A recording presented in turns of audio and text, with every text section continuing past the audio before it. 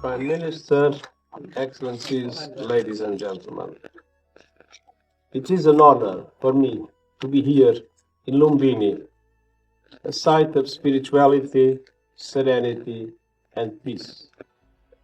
And I'm deeply moved to have been invited to be here and to pay tribute to Lord Buddha. This is a place to reflect on the teachings of Lord Buddha and to consider what his message of peace, interdependence, and compassion means in today's troubled world. Humanity is at war with nature and at war with itself.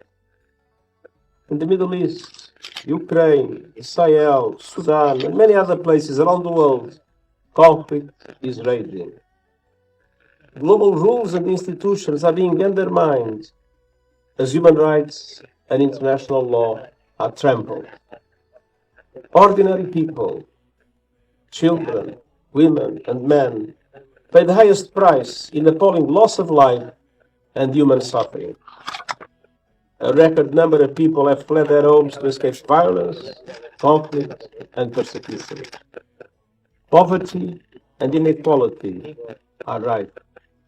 And the impacts of the climate crisis are mounting, with floods, fires, and droughts taking lives and destroying livelihoods around the world, including here in Nepal, as I could witness in my two visits today and yesterday.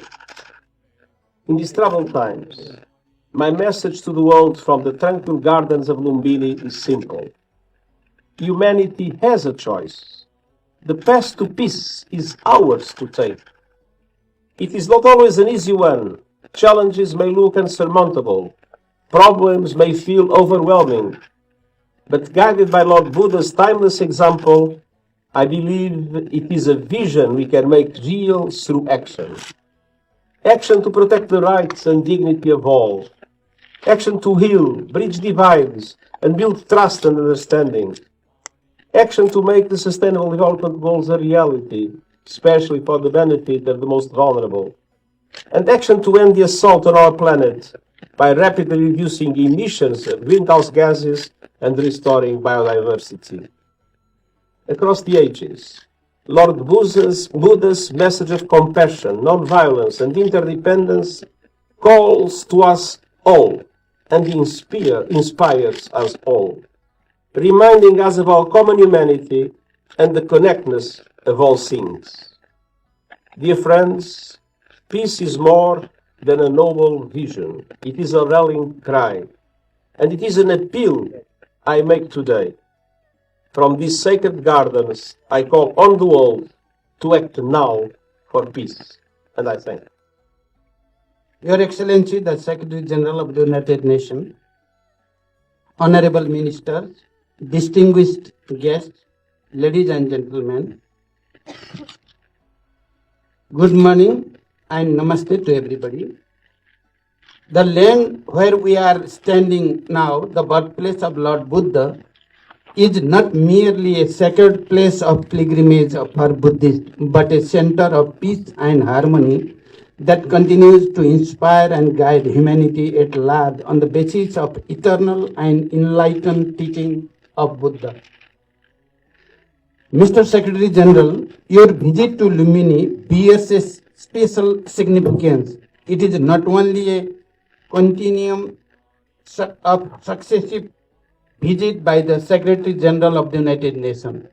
Rather, it represents your thoughtful step in consolidating the symbiotic relationship that exists between the core values of peace, harmony, and understanding that this sacred place stands for and the Charter of the United Nations that seeks to protect and promote the same values globally. I therefore express my deep appreciation to you, Mr. Secretary General, for your visit to this historic place of global significance. The United Nations has long been associated with the development of Lumbini. It started with the UNDP Commission Master Plan by a Japanese architect, Kenjo Tange, in 1972. Since then, the UN has played an important role in developing Lumbini into a major center of pilgrimage and tourism, promoting peace and harmony. In 1997, the United Nations declared Lumbini a World Heritage Site, recognizing its historical and cultural significance on the global stage. Pursuit of peace has always been humanity's highest aspiration. As a leader who has led the decisive struggle for change and transformation of the country, and as one of the key players who successfully led the process to transform armed conflict into a peace process, I understand the value of peace and the cost of conflict. Nepali people have demonstrated exemplary resilience in pursuit of peace. The homegrown, nationally owned and led peace process has successfully transitioned the country to a state of stability and peace. We believe that our peace process could be a good example for countries and societies facing similar situations. We will be more than happy to contribute to building a global knowledge base of conflict management by sharing our experiences of uniquely successful peace process. What we have learned is that peace founded on inclusion, empowerment, economic prosperity and justice stands a better chance to last longer. Currently, we are engaged in concluding the remaining task of the peace process, the transitional justice system. Our ultimate aim is to ensure lasting peace and harmony in the country. This objective will continue guiding our all efforts toward completing this task. We count on international community's goodwill and understanding in this regard. Peace, harmony, and compassion are the innate attributes that we have inherited from Buddha, the apostle of peace and the enlightened son of Nepal.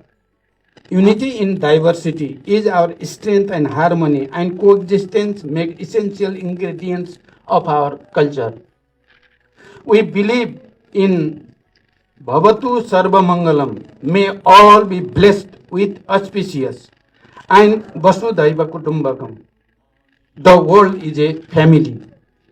The principle of Panchashil, non-alignment, the UN Charter, international law and values of world peace continue to guide Nepal's foreign policy. Amity, cordiality and fraternity are the underlying ethos of our international engagement. We remain steadfast in our commitment to multilateralism with the United Nations at its center. Based on our strong commitment to multilateralism, we call for building trust, promoting partnership and collaboration, and working in solidarity to overcome the challenge of unprecedented scale and nature that the world faces, as Secretary General right now mentioned about it, geopolitical tension. We extend our support to you, Mr. Secretary General, in strengthening multilateralism and fulfilling your mandates. Our long-standing participation in and substantial contribution to the United Nations peace operation eloquently manifest our innate desire to promote global peace and security. Mr. Secretary General, from Lumbini, you will bring the message of peace, harmony and understanding to the international community. Your commitment to promote the values propounded by Buddha will be deeply admired. Equally, we admire your commitment to draw global attention to the impact of climate change in the life of people living in the mountain areas. During your visit to Khumbu region, that means to Mount Everest region yesterday, and to the Annapurna base camp this morning, you have got the opportunity to closely watch how the climate change has badly affected the life and livelihood of our people. We are bearing the brunt of climate change, though our share in emission generation is almost nil. Before I conclude, let me appeal for the following. We must let the peace prevail all over the world. Right to live in the peaceful environment for everyone must be upheld by all in all circumstances. Peaceful coexistence, harmony, and interfaith tolerance should become the defining norms of humanity. We must overcome all the visible and invisible obstacles to peace. Elimination of all forms of inequality, injustice, exploitation, deprivation, and poverty must be put to an end to ensure global peace and security. We must ensure fair and judicious global order so that all countries, big and small, rich and poor, realize on an equal footing the principle of sovereign equality in true sense of the term. With this appeal, I conclude my statement. I thank the Lumini Development Trust and all other agencies involved for making excellent arrangement for the visit of the Secretary General and for our impressive gathering here this morning. Thank you to everybody.